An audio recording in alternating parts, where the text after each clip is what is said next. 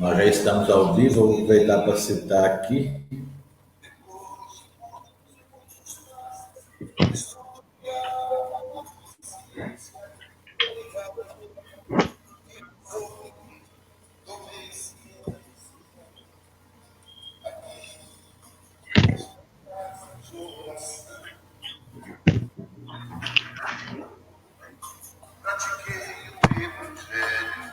Bom dia, queridos amigos, queridos irmãos.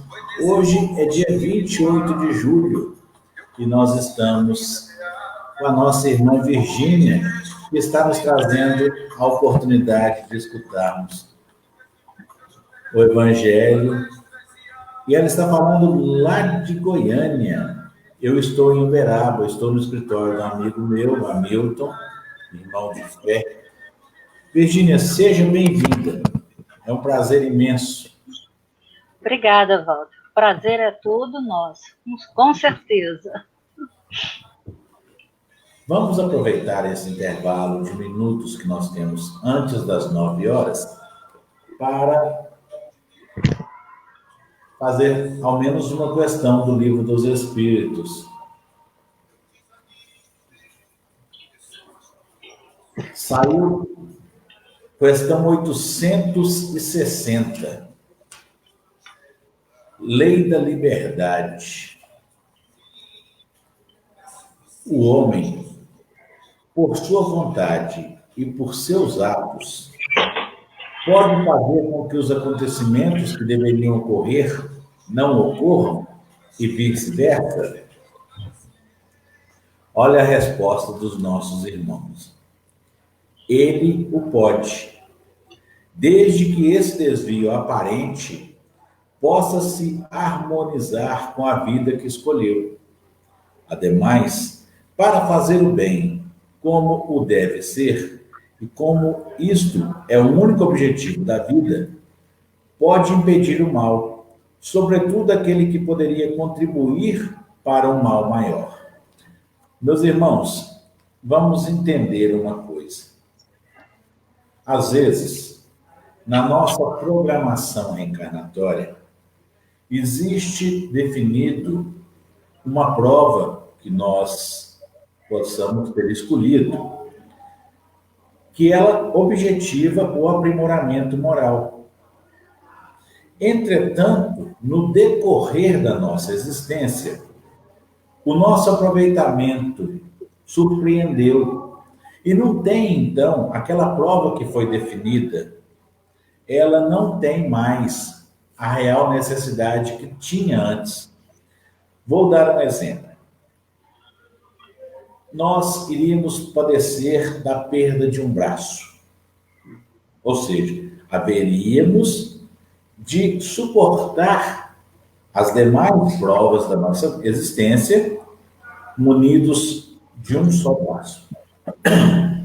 Entretanto, nós, o bem que emana do ser, trouxe uma transformação a ponto de que aquela prova já não mais iria ter aquela finalidade completa, porque a finalidade com que ela viria já foi atingida antes. Aí a gente perde um dedinho. Por quê? A misericórdia divina. A gente tem que ter o entendimento de que nós, as nossas atitudes, a nossa passividade ou as nossas ações, elas interferem sim no comprometimento das nossas provas. Chico Xavier falava que a gente não pode voltar lá atrás e começar de novo. Mas a gente pode começar agora e mudar. Virgínia, fique à vontade. Esse comentário que você fez está num dos livros espíritas, não é? De Humberto de Campos. Acho que é Contos desta e de Outra Vida. E é interessante mesmo que a misericórdia divina é muito maior do que a justiça divina. A gente colocando numa escala, eu atribuo que a misericórdia divina estaria nos 95% e a justiça 5%. E esse é um exemplo da misericórdia divina. A gente tem possibilidades de amenizar as provas e as expiações com a nossa postura, né? O importante é isso. Essa é a lei de liberdade. Então, eu posso melhorar ou eu posso piorar, agravar, né? De repente, essa é a balança mais bacana do mundo. A gente tem a opção de amenizar as nossas dores, os nossos sofrimentos, da mesma forma que temos a opção de agravá-los. Então, a escolha é nossa, sempre, não é? Nós vamos escolher. Eu costumo dizer que é a meritocracia. Sim, sim, perfeitamente. Eu nunca tinha pensado nesse ponto, é de acordo com os nossos méritos, né? Sim, então, existe um planejamento, a gente se propõe a um planejamento reencarnatório no mundo espiritual. Agora, o que você bem disse, a misericórdia, ela pode nos conceder benesses em virtude das nossas atitudes. As nossas provas podem ser amenizadas. A gente só costuma enxergar negativo. O negativo. O ser humano, ele é tendencioso ao negativo. É verdade. Entendeu? A gente, o que uma vez eu escutei, a gente haveria de perguntar, não o porquê, porque ele é ofensivo. A gente haveria de perguntar sempre, para quê? Fica mais fácil. O para quê, ele é mais instrutivo. É verdade. Entendeu? Para quê? Mas não, a gente sempre é incisivo. Por quê? Ofende, agride. É verdade. A gente não transmite humildade, perguntar por quê. Parece uma cobrança, é uma cobrança, né? Para nós e para o outro, né? É interessante. É uma indagação que ela chega a ter quase que pontas. É interessante. Para quê? Tornou mais sutil, mais humilde. Quando a gente fala... É até mais fácil, né? Da gente responder. Para quê? E nos faz pensar, né? Porque é cobrança.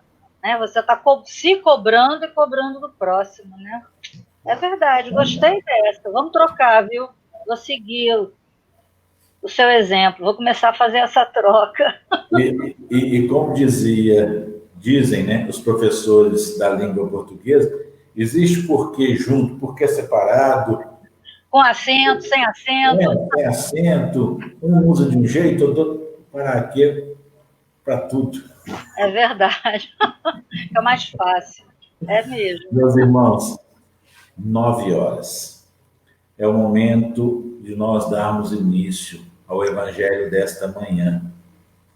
E eu conclamo, aqui juntemos os nossos pensamentos, as nossas energias, elevando os nossos corações à presença de Deus Pai Todo-Poderoso, rogando a Ele que nos permita sermos trabalhadores de sua seara, doarmos de nossas boas energias, levando juntamente com as bênçãos e a luz a todos aqueles nossos irmãos que nos buscam o socorro da prece, do amor, ou aqueles que se nos apresentam nas condições de obsessores, exigindo o pagamento das dívidas contraídas em vidas pretéritas.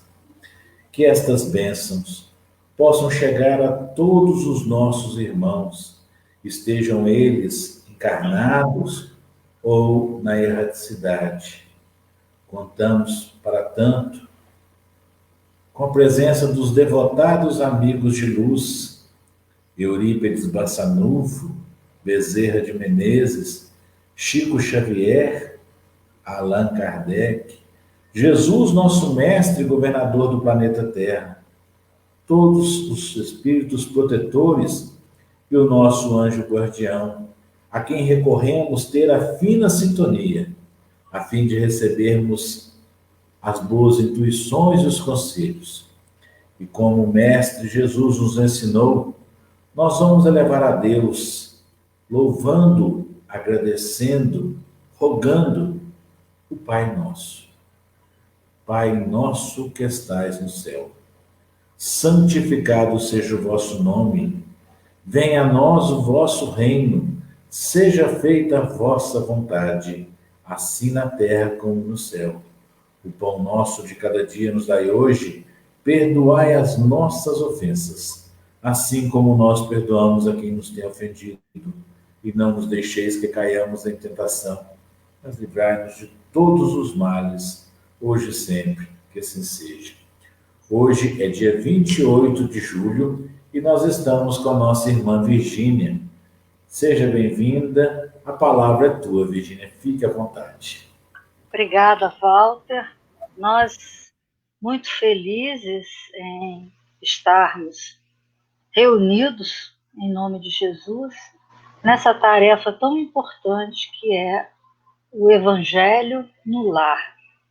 Uma prática que todos nós deveríamos vivenciar diariamente para que pudéssemos proteger o nosso lar, vibrar pelos nossos irmãos, enfim, colaborar com a atividade dos amigos espirituais. Então, a alegria nossa de estarmos aqui falando, comentando, refletindo sobre os ensinamentos de Jesus à luz da doutrina espírita, que é o Consolador que fora prometido pelo Cristo há 2000 anos atrás. Então, nós nos direcionamos ao Evangelho segundo o Espiritismo, no capítulo 19, no item 12, a fé humana e a fé divina. Será que tem alguma diferença entre a fé humana e a fé divina? Acreditamos que não, e o Evangelho nos deixa claramente essa colocação de que a fé é uma só. E aí a gente encontra lá no Evangelho, no item 12, a colocação do Espírito Protetor de que a fé é um sentimento inato que o homem traz dentro de si. Então, eu ousaria dizer que a fé e a consciência estão dentro de nós desde que fomos criados. Então, vejam vocês que fica muito claro para nós que nós somos os construtores da nossa fé. Quanto mais nós nos prepararmos para seguir as leis de Deus, nós estaremos fortalecendo essa certeza, essa posição muito positiva de que nós somos agraciados pelas bênçãos de Deus. E Jesus colocou a fé como uma poderosa alavanca para o nosso desenvolvimento. Então vejam vocês que nós trazemos o germezinho da fé e com todas as possibilidades de transformarmos essa sementinha num fruto maravilhoso. E a fé material, ela existe?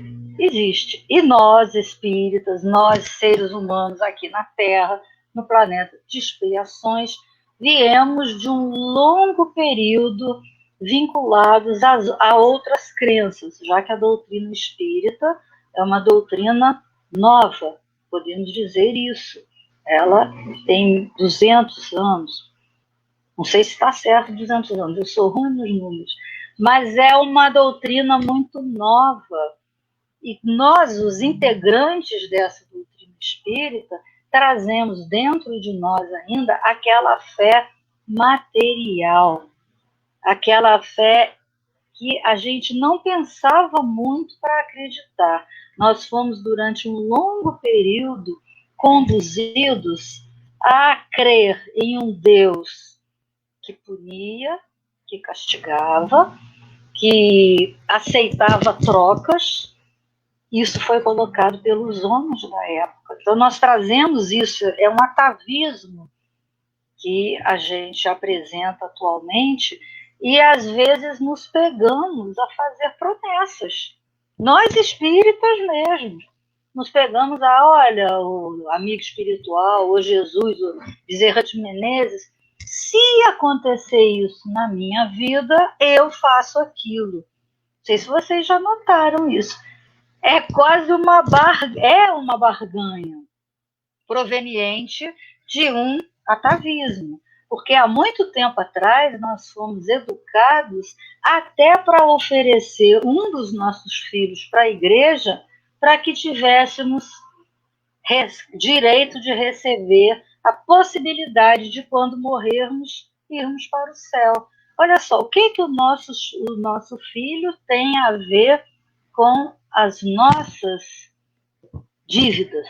Não tem nada a ver. Mas isso era comum. Então, toda aquela família que oferecia seus filhos ao clero, essa família estava salva. Imaginem vocês como é que ficava no plano espiritual quando esses irmãos desencarnavam e se viam num lugar que não tinha nada a ver com o céu tão esperado. Então, essa é uma fé material. É uma fé que nós não pensamos nela. A gente faz. Foi mudando a partir de Lutero, quando ele ficou muito revoltado com as tais das indulgências, né? Os ricos que tinham dinheiro compravam, pagavam o direito de se direcionarem ao céu. Os pobres, coitados, que não tinham o que comer, eram exilados, eram defenestrados. Então a gente começa a perceber que somos nós que atribuímos, que aplicamos essa nossa faculdade de crer de acordo com as nossas atividades, de acordo com as nossas ações futuras. Então, o homem que crê em Deus, ele confia. E a gente vê aí no item 12, os comentários do Espírito Protetor, que aquele que acredita em si, que tem vontade de fazer alguma coisa, é um homem de fé. Tem no Evangelho aquela história dos dois homens, do homem no deserto, quase a morrer de sede. Aí, de repente, vem aquela ideia, siga na direção norte. Aí ele ouve, ele aceita e vai na direção norte e logo acha um oásis e mata sua sede. Se ele é um homem de fé, ele vai falar assim, puxa, Deus me ajudou. Os anjos me ampararam e me mostraram o caminho certo. Se ele é um homem que não acredita em Deus, portanto, que ele não tem fé, ele vai falar assim, nossa, como eu sou inteligente. Então vejam vocês como é que fica aí difícil para aqueles homens muito intelectualmente evoluídos acreditar na grandeza de Deus. E foi nesse instante que surge doutrina espírita codificada por Allan Kardec. Ele veio abrir um campo através das comprovações científicas de que existe uma força, uma energia maior a nos amparar. Então nós estamos até hoje caminhando religião versus ciência, mas a gente já vê no final da estrada a possibilidade de elas caminharem unidas, uma ajudando a outra. Porque, por exemplo, vejam vocês nas grandes descobertas da ciência, são influenciadas pelos amigos espirituais, sem dúvida nenhuma. Por que cada grande descoberta acontece em vários locais, através da mente de vários cientistas, e que, em conjunto, trabalham para descobrir o ideal. Então, vale a pena nós hoje rezarmos, nós espíritas, nós cristãos, para que esses cientistas aí percebam a intuição do alto, para que seja descoberta a vacina para essa pandemia que nós temos vivido. Eles têm a influência do plano espiritual que não nos abandona nunca. É por isso que a gente tem que ter fé. Fé no que o plano espiritual tem feito para nós, para cuidar de nós. É comum nessa quarentena, nesse afastamento social, eu não digo isolamento, porque se estivéssemos isolados não teríamos como viver. Ninguém vive sozinho. A lei da sociedade está aí para mostrar que nós precisamos uns dos outros. Então, esse afastamento social provavelmente está sendo direcionado pelo plano espiritual. Agora depende da nossa fé fazermos com que esse afastamento seja proveitoso ou não. E aí a gente se pega na questão 909 do Livro dos Espíritos, quando Kardec pergunta: poderia sempre o homem, pelos seus esforços, vencer as suas más inclinações? Vejam bem, o codificador faz umas perguntas fantásticas, lógicas, objetivas. Então ele pergunta: a gente pode vencer pelo nosso esforço as nossas inclinações? Nós já vimos aqui nos preâmbulos do programa que sim, e frequentemente fazendo esforços muito insignificantes. Vejam bem, frequentemente fazendo esforços muito insignificantes. Ou seja, a gente tem condição de fazer as coisas nos esforçando um pouquinho mais. Ele ainda acrescenta que o que nos falta é a vontade. Vejam bem, a gente juntando aí a necessidade de termos fé e a necessidade de termos vontade de nos esforçar para que essa fé possa ficar maior, possa ficar mais forte e mais segura. E ainda acrescenta: quão poucos dentre vós fazem esforços. Parece que a gente tem uma tendência a nos acomodarmos naquela zona de conforto, e aí vem o parar, o não fazer nada, o perder a vontade. E isso me faz lembrar uma passagem maravilhosa que está lá no Novo Testamento, em Lucas, capítulo 8, versículos 43 a 48. É uma passagem muito comentada por nossos irmãos espiritistas, que conta a história da mulher hemorroíça, aquela mulher que sangrava. Vocês conhecem, é uma história muito bonita. Jesus estava a caminho da casa de Jairo para atender a sua filha, seu filho, aliás, e entre a multidão, na caminhada que ele fazia lá em Jerusalém, ele de repente se sente agraciado. Ele vira-se para Pedro e fala assim: alguém me tocou. Aí Pedro: mas mestre, o senhor está cercado de pessoas por todos os lados. Como é que o senhor pode sentir que alguém lhe tocou? É impossível. Ele falou: não, eu sinto que alguém me tocou porque de mim saiu uma virtude. Vejam bem a situação.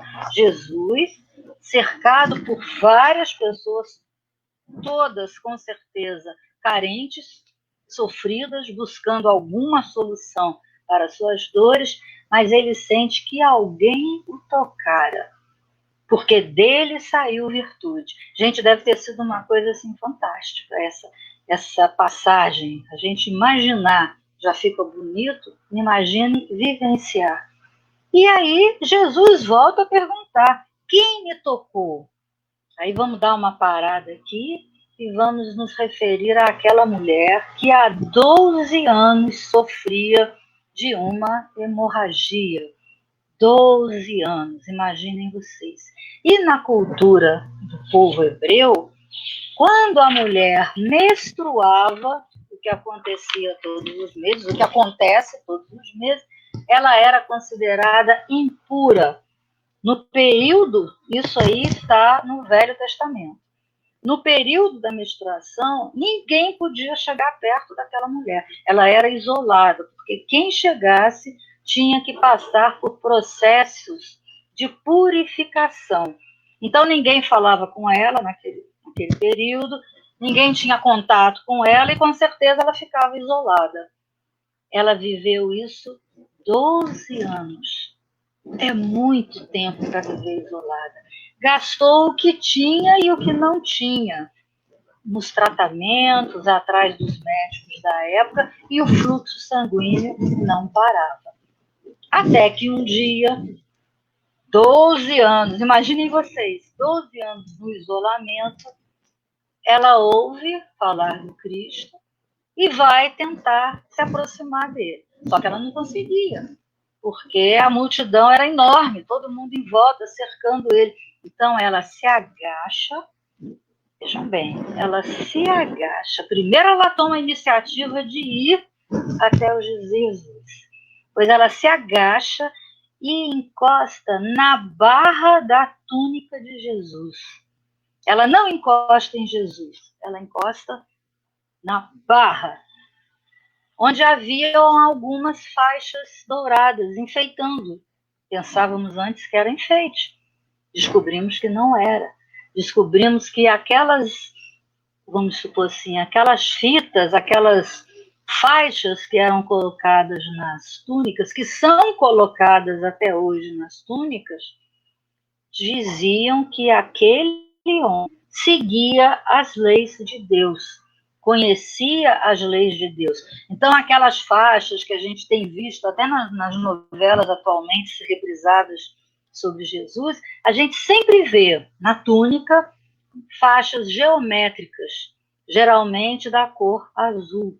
Isso foi uma ordem que Yahvé deu para os profetas lá no Antigo Testamento, falando que todos os homens que tivessem na fímbria da sua veste aquela faixa, dizia-se que eram homens de bem, homens que seguiam a lei de Deus. Então, aquela mulher, de 12 anos sofrendo de um fluxo sanguíneo, vai até Jesus, ou seja, ela teve vontade de ir até Jesus, ajoelha-se, agacha-se, ela se esforçou e encostou naquela faixa azul e se curou. Gente, isso é fantástico, não é? Aquela mulher teve força de vontade, ela se esforçou e ela fez alguma coisa, ação, e ela teve fé. Mas Jesus, voltando ao início, continuava a perguntar: quem me tocou? Pedindo uma resposta. E ela teve, além de toda essa coragem, ela ainda foi capaz de chegar diante de Jesus e falar: eu o toquei. Lembrando a todos vocês que ela não podia tocar em ninguém porque ela era impura. Mas ela teve coragem, naquele momento, diante de Jesus, eu o toquei. Jesus vira-se para ela e fala: mulher, a tua fé te curou. Olha só que bacana, gente. Ela teve vontade, ela se esforçou e ela teve a coragem de se expor, passando até a ideia, o pensamento em sua mente de que ela poderia causar problemas a Jesus, porque em quem ela encostasse teria que passar pelos rituais de purificação. Mas ela teve coragem e Jesus fala: a tua fé te curou. Então, analisando o caso, a gente percebe o esforço que essa mulher fez em buscar voltar a seguir as leis de Deus. Porque provavelmente aquele sofrimento pelo qual ela passara não era em vão. Ela teve alguns comportamentos que, diante da lei de Deus, foram contrários. Então, ela precisava de se refazer, ela precisava de se renovar. É um exemplo de fé. E ela se curou. Meus irmãos, é muito importante nós nos lembrarmos da necessidade que nós temos de reconhecer as nossas dificuldades para, com isso, vencê-las. É importante que a gente se conheça, é importante que a gente aceite os acontecimentos da nossa vida como oportunidade de crescimento e de evolução. E quando confiantes nas leis de Deus, quando seguidores das leis de Deus, nós somos agraciados. E devagarzinho a gente vai percebendo que a nossa vida é um constante ato de fé. Por exemplo, nós temos que fazer uma viagem de avião. A gente vai, entra dentro do avião, alguém procurou saber se o piloto dormiu bem? Alguém procurou saber se o copiloto é competente o suficiente para substituir o piloto? Ninguém nunca procura saber disso. Mas a gente vai e viaja. A gente acredita que aqueles funcionários da empresa têm capacidade para nos conduzir até o nosso destino. Isso é um ato de fé. Quando nós saímos da nossa casa e vamos à rua, atualmente todas as cidades violentas, a gente tem fé de que não passaremos por situações ruins. E se passarmos, é porque alguma coisa fizemos para vivenciar aquela situação. Então, nós percebemos aí que a fé, ela é gradativa, ela é gradual, mas ela é contínua. E é a aquisição que vamos adquirindo diariamente. Por exemplo, temos fé de que essa pandemia vai terminar. Todos nós temos, né? Todos temos que ter fé, temos que acreditar. Por quê? Porque o nosso pensamento positivo e otimista promove ao redor de nós, do nosso lar, do nosso bairro, da nossa cidade, algumas vibrações positivas, que serão aproveitadas pelo plano espiritual para auxiliar a melhorar o clima do nosso planeta Terra. Isso é ter fé. Isso é acreditar que Jesus é o comandante do nosso planeta. Que Jesus, que há muitos bilhões de anos construiu o planeta Terra e já era um espírito evoluído, nós não temos nem como medir o grau de evolução de Jesus, não há como a gente ter a ideia, a gente tem a certeza de que ele está na condução desse processo. Temos que acreditar nisso e temos que fazer a nossa parte. Então, olha só, uma sugestão que nós temos dado a muitos companheiros: para de ouvir televisão.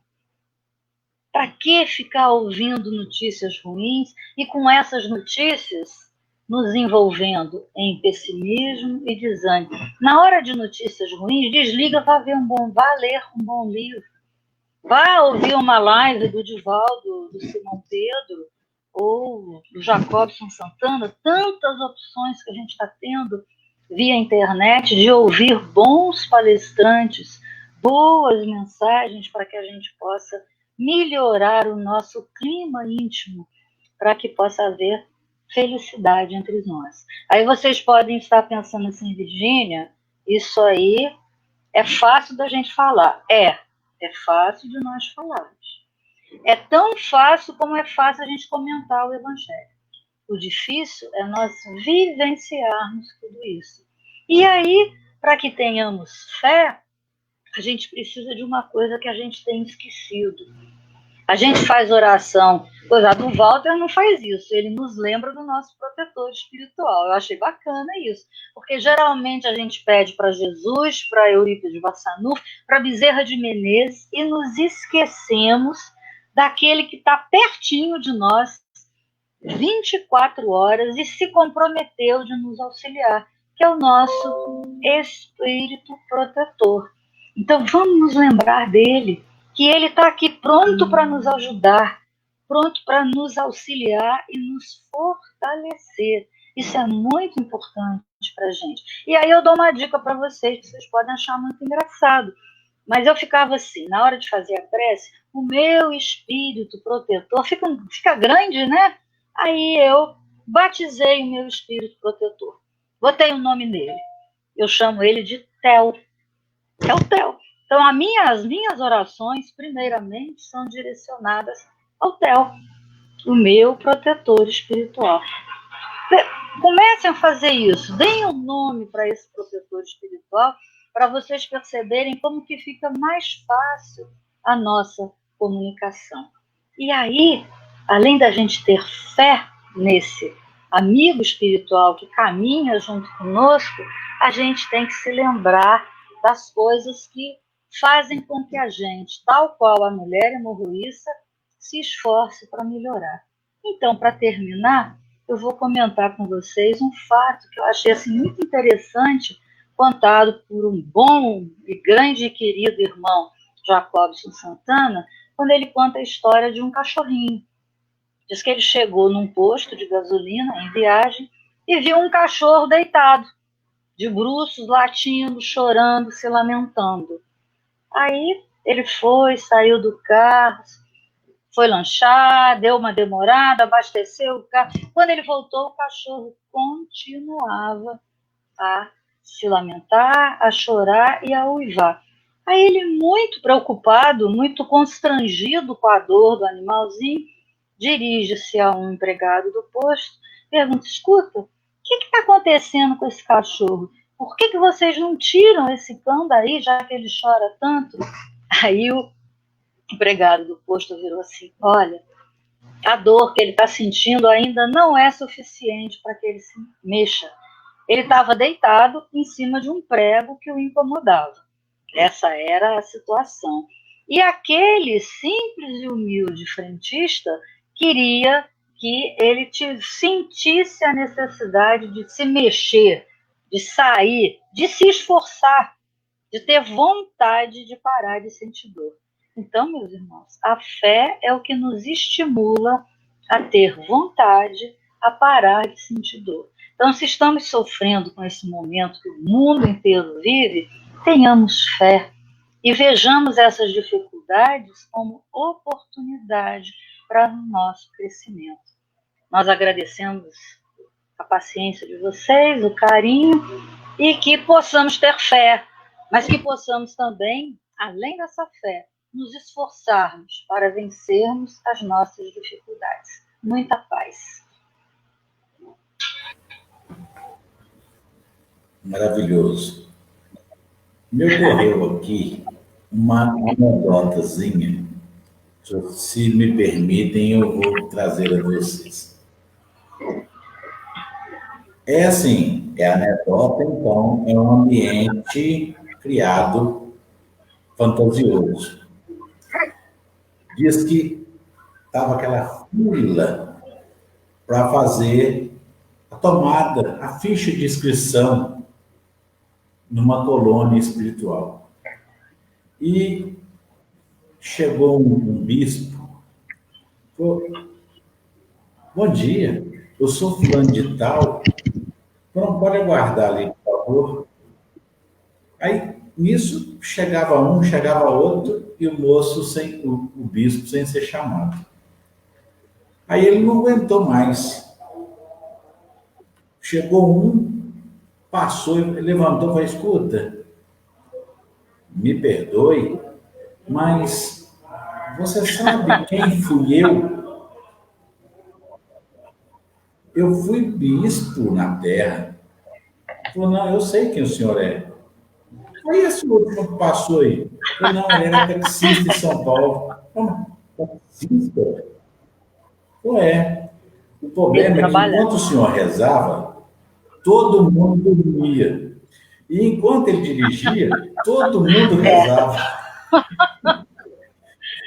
É verdade. Então, vamos fazer o seguinte. A Virgínia deu uma ideia aí da gente assistir uma palestra. Eu vou puxar a sardinha para o nosso lado. Vai lá no canal da César no YouTube e e assiste os nossos evangelhos. Meus irmãos, vamos deixar a alegria e vamos assumir, abraçar a responsabilidade. É o momento de fazermos a prece pela fluidificação de nossas águas. Deus Pai Todo-Poderoso, Pai de amor, de bênçãos, de luz, nós te rogamos que fluidifique as nossas águas, depositando nelas o remédio de que cada um de nós se encontra necessitado. Os remédios para o nosso corpo físico, o corpo material, e os remédios para o nosso corpo fluídico, a nossa alma. Pai, rogo a Ti que estas mesmas benesses sejam depositadas em todas as águas do planeta, levando aos nossos irmãos, onde quer que se encontrem, esta mesma bênção, este mesmo remédio salutar, este conforto, estas boas energias. Queridos e amados irmãos, relembrando a belíssima explicação da nossa irmã Virgínia, a fé sem obras de nada adianta. Vamos colocar em prática daquilo que ela nos trouxe. Eu os convido para, neste momento, em que passamos a segunda parte do nosso trabalho, o trabalho dos passes, possamos doar das nossas boas energias, para que elas sejam levadas junto com a luz e as bênçãos de Deus Pai Todo-Poderoso a todos aqueles nossos irmãos que se encontram em desequilíbrio, em dificuldade, diante de suas provas. Aqueles que nos procuram na condição de necessitados, de carentes, ou aqueles que nos procuram na condição de obsessores, nos cobrando dívidas pretéritas. Pai, que estas boas energias, através do nosso abraço fraterno, possa chegar com perdão, com as bênçãos a todos os nossos irmãos. Estejam eles vivos, encarnados ou vivos na erraticidade. Pai, pedimos por todos aqueles que têm seus nomes anotados em nosso caderno de prece. Pedimos pela espiritualidade amiga, detentora e intelectual deste trabalho que nos permite sermos operários. Pai, eu rogo a cada um dos nossos irmãos para que, neste momento, eleve os teus pensamentos, as tuas súplicas, as tuas orações e os teus agradecimentos a Deus, enquanto recebemos o passe magnético.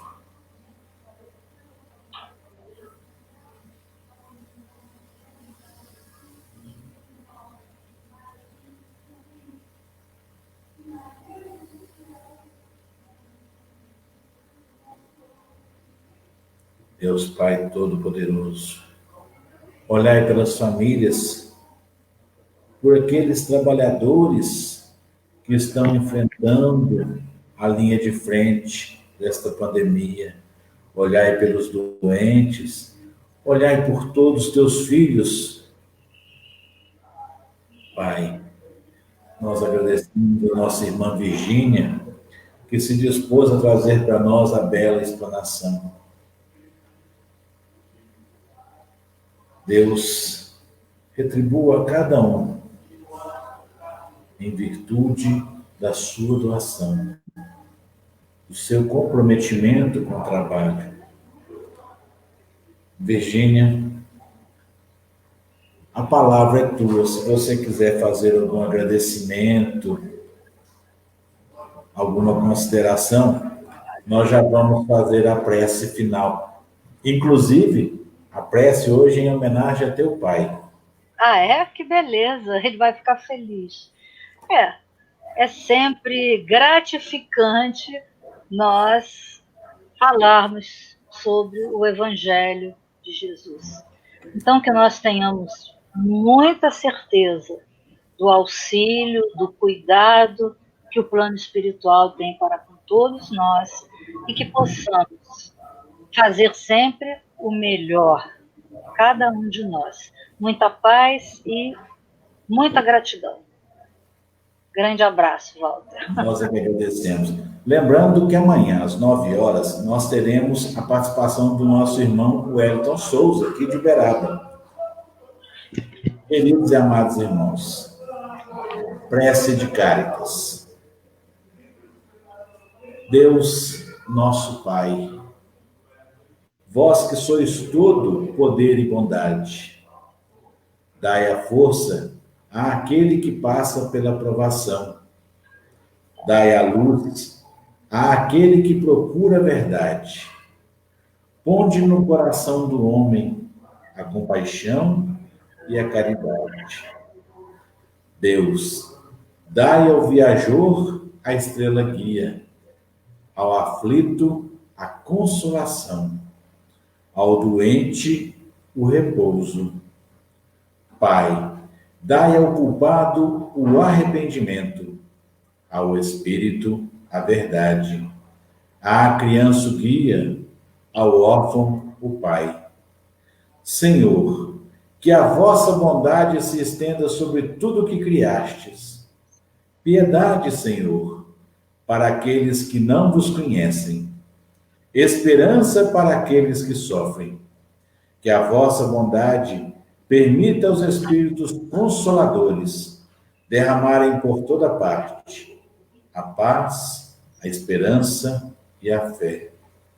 Deus, um raio, uma faísca do vosso amor pode abrasar a terra. Deixai-nos beber nas fontes desta bondade fecunda e infinita, e todas as lágrimas secarão, todas as dores acalmar-se-ão. Um só coração, um só pensamento subirá até vós, como um grito de reconhecimento e de amor. Como Moisés sobre a montanha, nós os esperamos com os braços abertos. Ó poder, ó bondade, ó beleza, ó perfeição. E queremos, de alguma sorte, alcançar a vossa misericórdia. Deus, dai-nos a força de ajudarmos no progresso, a fim de subirmos até vós. Dai-nos a caridade pura. Dai-nos a fé e a razão. Dai-nos a simplicidade, que fará de nossas almas um espelho, onde se refletirá a vossa santa e misericordiosa imagem. Que assim seja. Meus irmãos, muito obrigado por todas as energias depositadas junto aos nossos trabalhos. Obrigado, Virgínia. Obrigado à espiritualidade amiga. Até amanhã, se Deus quiser. Tchau, Walter. Tudo de bom. Paz e luz a todos vocês. Muita paz. Se você quiser aguardar aí, Virgínia, só um instante. Tá jóia.